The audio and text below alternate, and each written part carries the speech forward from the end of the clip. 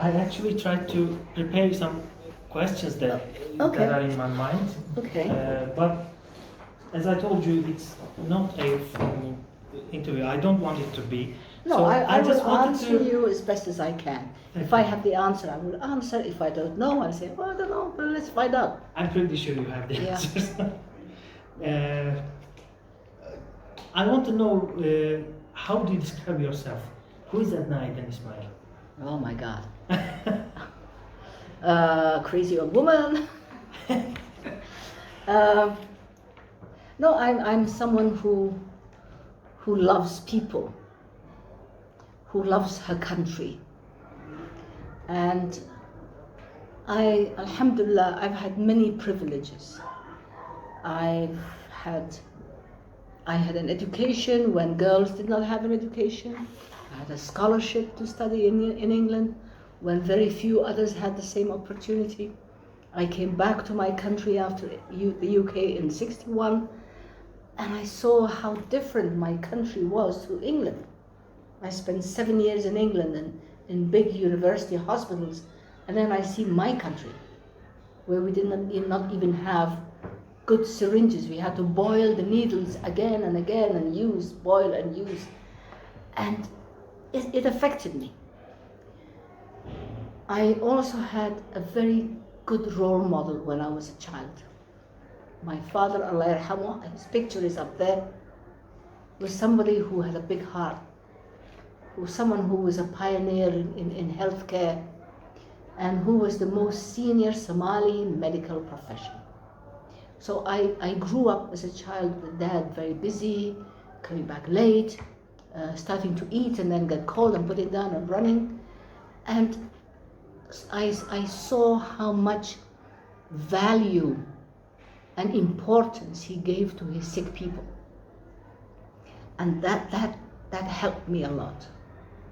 And I wish that one day I would know as much as he does, so that I would be able to help the people and give him a hand, because he was overworked. He was, and I felt that if I knew something, at least some of the things I could do, so that he would not have to do it. And that's why I took up nursing. And I hope that one day I would build the kind of hospital my father would like to work in. And to, when he would say, oh, this scissors doesn't cut, I wish I had a better forceps. One day I will have good forceps for him. One day I will have good scissors for him. And that's just continued with me. And then, you grow up, life goes on, you have a career, you are trying to climb the ladder of the career, you have positions, you get married, you have responsibilities. And all the time in the back of my head would be, one day I will have a hospital. Then I built one in Mogadishu. This is number 2. Oh. And from 80 to 88, I was working at, with WHO, and all my salary I would send there. And I was building the hospital. They bought the land, built a wall, built a foundation, filled up the land, brought in water, brought in electricity, and then the war in Mogadishu happened. Boom, everything gone. All I had was documents with deeds that I owned this land, paper. They had bullets, I had paper, no match. So I was very angry, because I put all my heart into this, I put all my savings into it, and then it's gone. For people who did not even appreciate it as a hospital, if it was not open, it was not complete, it was not built. But I put in over $150,000 into it, which for me is a lot of money. And for our country, that's a lot of money. So I was angry. Then WHO sent me to Djibouti as WHO representative. And WHO asked me to come to Hargeisa with a delegation of 9 UN different experts to see Somaliland after the war with Somalia. when Somaliland was liberated in 91. This was June, July 91. And we saw the airport where you landed, destroyed, potholes, airplanes, tanks with their legs up, the chains broken, big craters in the runways where the pilot had to land in a specific way. The Hargeisa was a ghost town, destroyed, like maybe you see pictures of Ukraine now, or Yes. that's exactly what it was. With landmines, with bombs, with booby traps. And there was only one road that you could take in Hargeisa, which was cleared of landmines. And I could not even go to our house, because that area was still full of landmines. And that made me forget the anger I felt when they took my hospital. And I said, no, I cannot stay angry. I have to build a hospital. But this time in my country, for my people. And so the love of hospitals came back again. And my first husband was the president. So I said, I'm retiring, and what are you going to do? Well, I'm going to build a hospital. I said, what? A hospital again?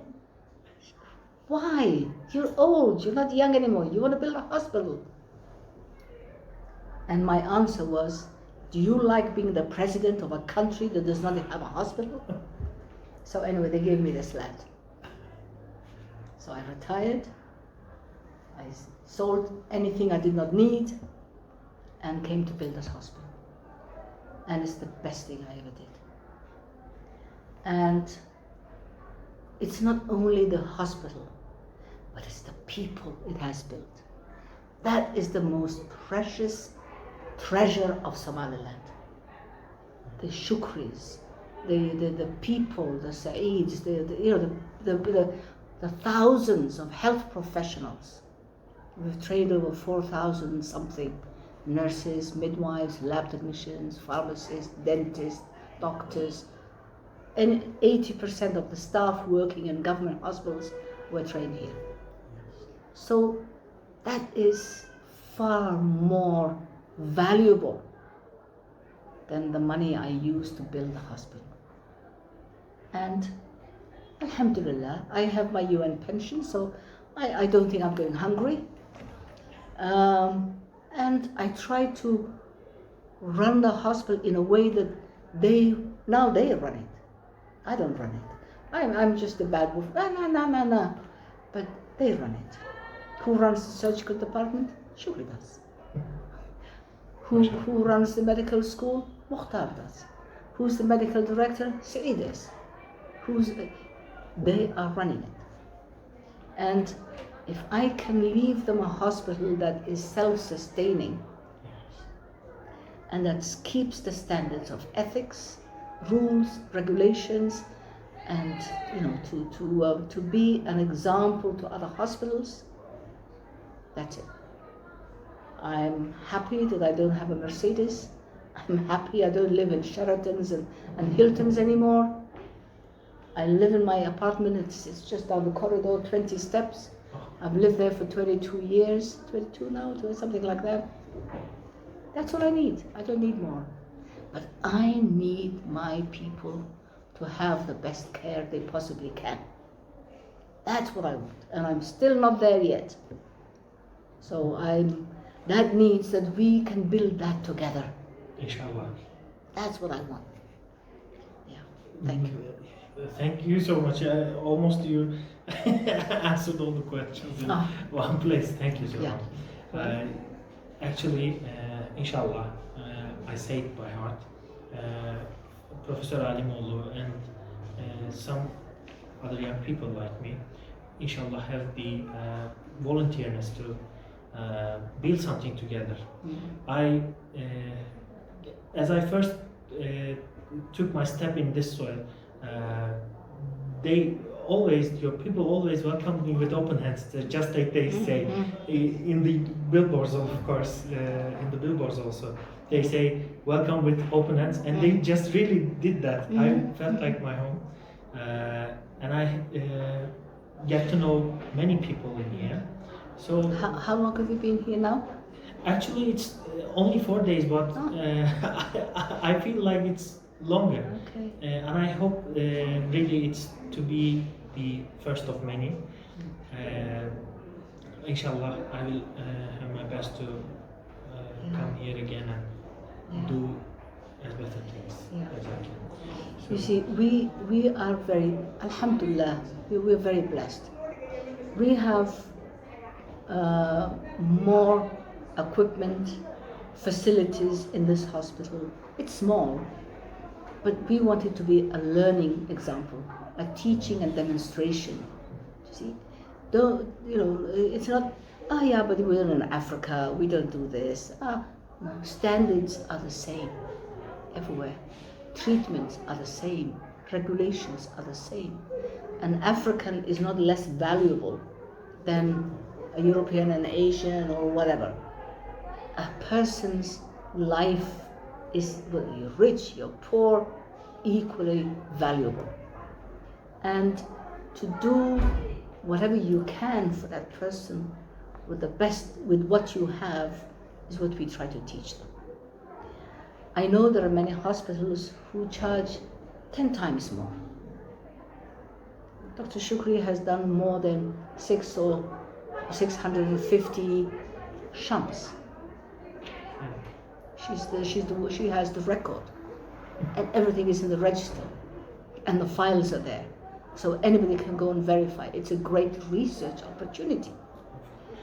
And for a young doctor who was trained in Somaliland and who was shown how to do that in Somaliland, and now responsible for the children who come with hydrocephalus and the spina bifida and then the hypospadias and the club feet, she's done hundreds. Because, okay, when they insert a shunt and they charge 2,400, 2,500, we charge $200. Not even that. We charge for the laboratory tests, the CT scan, maybe 2 or 3 nights, the surgery, $80, $100, all together from the time the child comes in and goes home, and they stay in the hospital and we feed them with the mother. Also with the mother. Yeah, 200 maximum, 200, 220. Maybe one child has fever, will stay a few more days longer. One will be okay and they leave the 3rd day, 4th day out. 200, 250 maximum, 2,500. And they spoil it. The child comes with a shunt blocked, with the head filling again, with the child sick again, and you have to remove it and put another one in, and to do the surgery again on this child. And of course they have no money, they don't even have 200. So we said, what do we do? Let's do it. Let's do it. Because you cannot let a child like that die because somebody was so greedy, they took all that money from them. All cleft lips are free. But then the Smile train refunds us $250. So alhamdulillah, but for the patient it's free. In, done, out. For the club feet, what do we charge? No, 200. Yeah. If we are doing a holistic case, Yeah. we charge like 350. That's all, or 400. That's all maximum charge. All the skin grafts and all the contractures and all the, 300. 350, I don't even know. Maximum. Somebody who has debridement and stays for a long time maybe or whatever. So we're doing this not for the bank, human bank. We're doing it for the bank, Allah's bank. And that bank is full. Alhamdulillah. Now people like that are role models. And we want her ethics, her dedication. She's the mother of 2. She has a home. She has parents. She comes at 6 or 7 in the morning. Sometimes at midnight she's still here. She will go home, maybe feed the baby, and come back. That is dedication. Not looking at the person, how much does he have? Maybe 2,000. They came in a big car, I can charge a bit more. They have a big iPhone, I can charge a bit more. And they calculate the charges they're going to charge that person according to how they think they are financially able to do that. They make prescriptions, double prescriptions, extended duration, lab tests they don't need. It's just exploitation of people, which is wrong, and I don't want my people to become victims of people like that. So we have to train good people who fear Allah and who say, Alhamdulillah, I can do what I can for this person to the best of my ability. That's what we want. Inshallah, that will get better. Yes.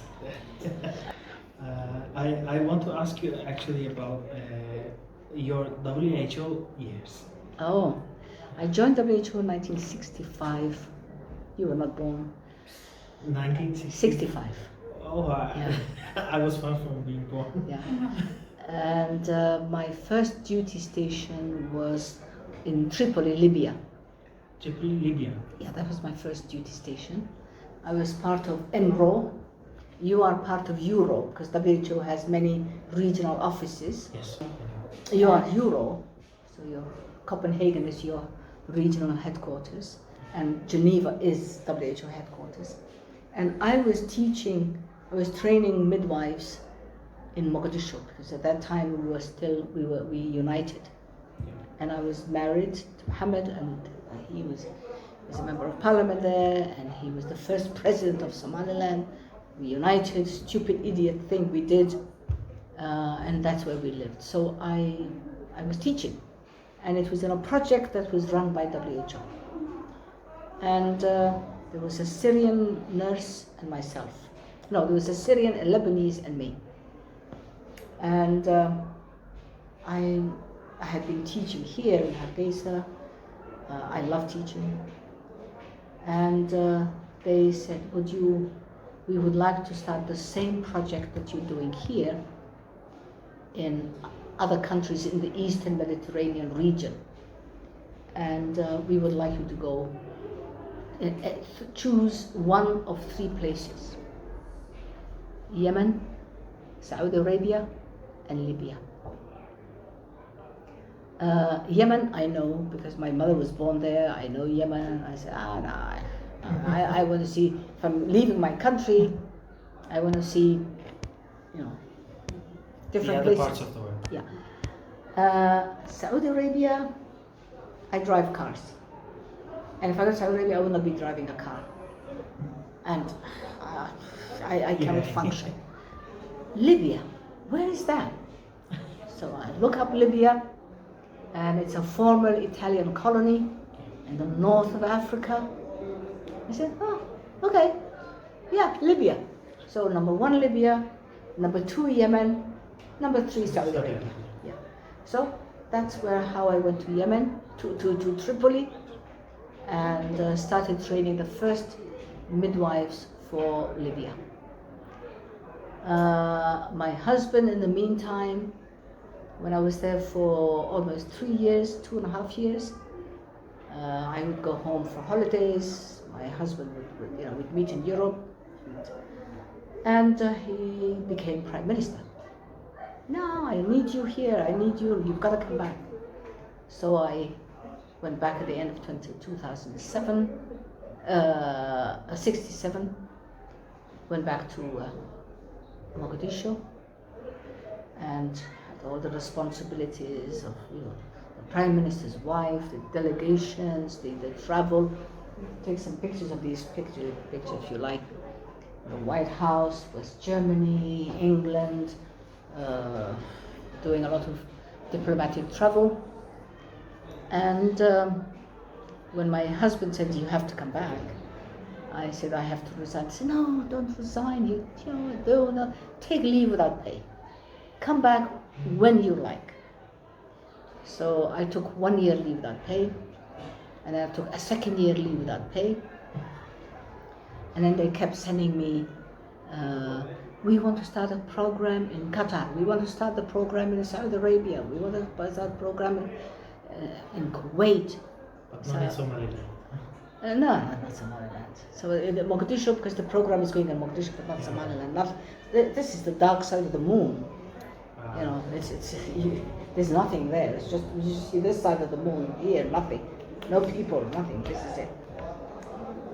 And then the revolution happened, and I go to jail. My husband goes to jail. The country breaks up. So that's when I first joined WHO. So I stayed in their box.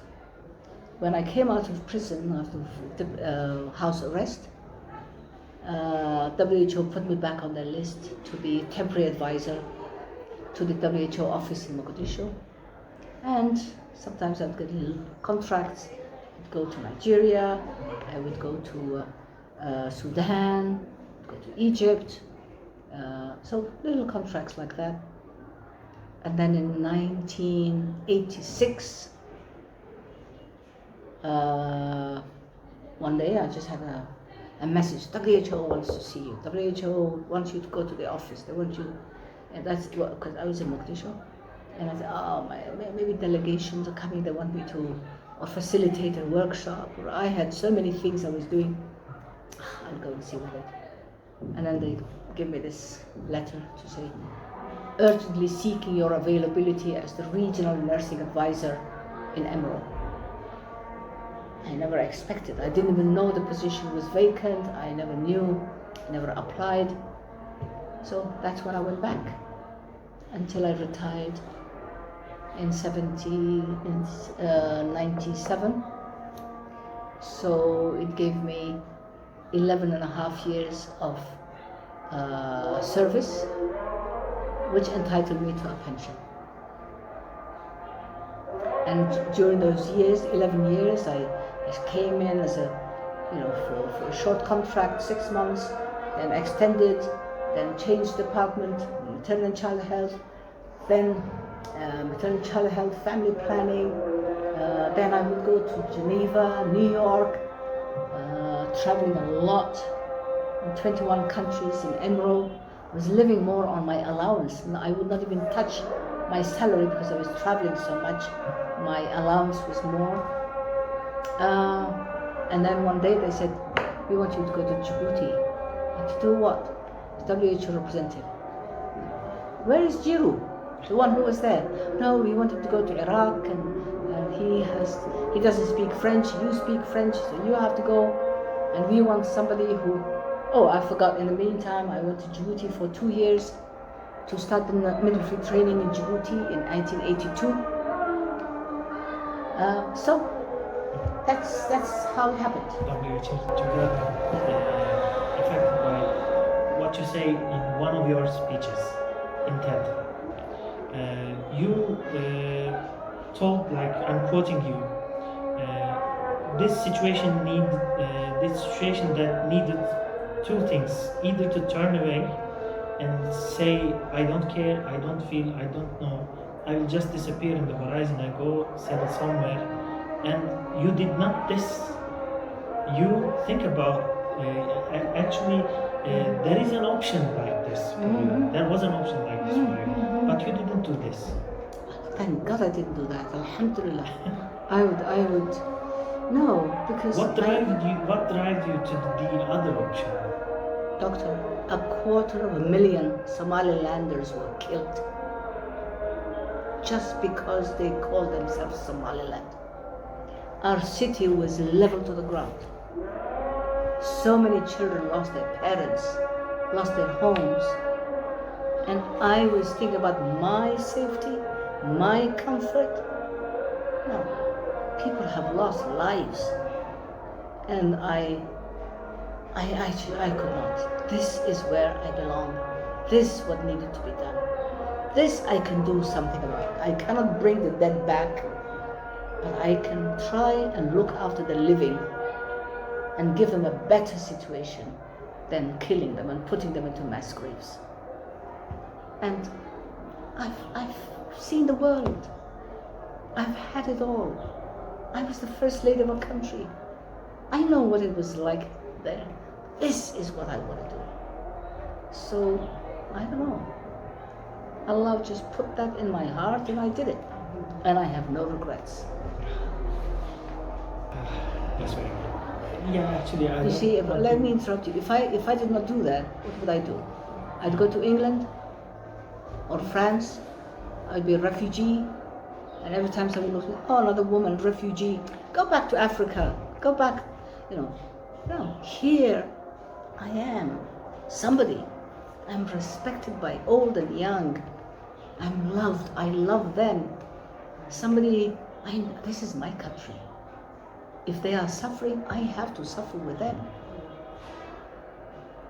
And hopefully when I leave, I will leave some footprints that others can follow. Yeah. But if I left, the first woman who was given an opportunity with the UN to come and run away, they would all run away. Yeah. No, I don't want to be an example like that. I want to be an example, a role model in doing the work of God, doing Allah's work. That's what I want them to always think about. The people who died, it could have been me, it could have been you, it could have been anybody. But Allah preserved us, saved us, protected us to look after the other living. So, I couldn't do that. Yeah, I travel, I go, I get bored. 1 week, 2 weeks, I'm back again. Because I'm comfortable here. I'm my familiar surroundings. Ahmed, stupid idiot, do this, blah blah blah blah. This is my life. They kept me alive for 85 years. It's the happiness that keeps me alive. In Europe, I would die of cold and rheumatism and depression, and I would jump off a bridge. I don't know, 31 years we suffered when we were united with Somalia. And suddenly we say, Alhamdulillah, we have our name, we have our country, I can pick up a microphone, I can say what I like, I can write anything in the papers. I was in the government, I was in the cabinet. This is my home. Yes, dusty. Yes, there's a drought. Yeah. We need to pick up trash. Yeah. We need to make things better and the roads better. Yes. But it's work waiting for us to do. Nobody's coming from the moon to fix it for us. So, no, we're happy with what we have. We have more than we had before. Security, I sleep with my door open. I drive my own car from one end of the city to the other. No worries. Alhamdulillah. And you have a beautiful country, by the way. I was there 2-3 years ago, just the beginning of COVID. Yeah, and we went to Istanbul and we went to Ankara, Holiday Inn, and then we visited universities. Yeah, it was the Eurasian conference. Oh, okay. So we went for that, and then we stayed 2 more days, and then we went to Ankara, and then back, and then flew back again. 1 week altogether. Oh, Yeah. It was a quick, quick travel. And then we went to see the mosque, the Blue Mosque. Blue Mosque, yes. Yeah. It's one of the famous. So we crossed also to Asia and Europe. Yeah. No, I want to go back for a holiday. And go to the spa and the hot baths and Turkish baths. I dream about that. One day I'll do that. Inshallah. Yeah, because I hear about Turkish baths. Yeah, it's actually famous, especially in Istanbul. Okay. Yeah. But Somaliland has a lot of potential. And there are hundreds of young people like her who are grasping, doing, learning, saving lives. And we would like us to partner. We are the only university with its own hospital. I don't have to beg anybody else. I think Have you shown him around? No, because he came straight to up to your office. Yes, So, I didn't want to make you wait. Before you much before you longer. go, I can show go around, go and see our operating theatre and compare it with I will be others. pleased. Thank you. you. Yeah. Yeah, and we will continue to treat children, the poor ones. If somebody comes and says, I have $10, what am I going to do? You can't say. Treat 1/10 of the disease? No. No, that's it. Keep the $10. You will need it later for food. Alhamdulillah. And we are not hungry. We are not hungry, so it has not taken food out of our mouths by helping others. Alhamdulillah. And I think we can continue to treat people in a reasonable. It has to run itself. It has to run itself. It needs to be But- self-sustainable. Yeah, it has to be sustainable. And I'm planning to build a new block. Really? Yeah, knock down the old one and build, add about 60 beds. Why not? Yes, why not? And one day, if you have lifts, you can even take this building, first floor, second floor. Why not? Yes, why not? Offices can be moved to anywhere. Yeah. Yeah, this could be a good room. This is one room. The toilet is here. Yeah, I mean it's doable. You kind of planned everything actually. No. I've thought about Is it like- putting a ramp or a lift, Yeah. and then using this floor and that floor. Yeah. Yeah, it's doable. It's doable. It's doable. So we can increase the number of beds. Yes, and you also need a pediatric surgeon. We need pediatric surgeon. It's not. It's not the textbooks who will jump and treat the patients. It's the people who learn from these textbooks who will treat the patients. And Turkish doctors, Inshallah. inshallah. Uh, Yeah. I am willing to. Thank you. Thank you Miss so Edna, much. Yeah. you want to add anything else? I want to put an end to Yes, this. well, I want you to know that the friendship between Somaliland and Turkey goes back hundreds and hundreds of years. Yeah. My grandfather is from Berbera, I know.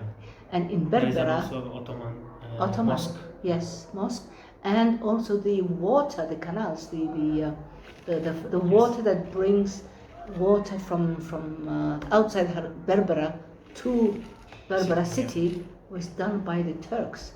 I don't know, 200 years ago or something. I don't know, 100 Yes. before me, and we still drink the water that was built by the Turks in my grandfather's city, village, town. So, yes, you have new friends. Yes, Turkey must make friends, has friends. But please, don't forget the Somalilanders love Turks and would like to strengthen the friendship between Somaliland and Turkey. People welcome you and they're very sincere. So let's build on the friendship and the partnership between your people and our people, Turkey and Somaliland. Inshallah. Thank you so Thank much. you. Thank you for your visit. Thank you so much.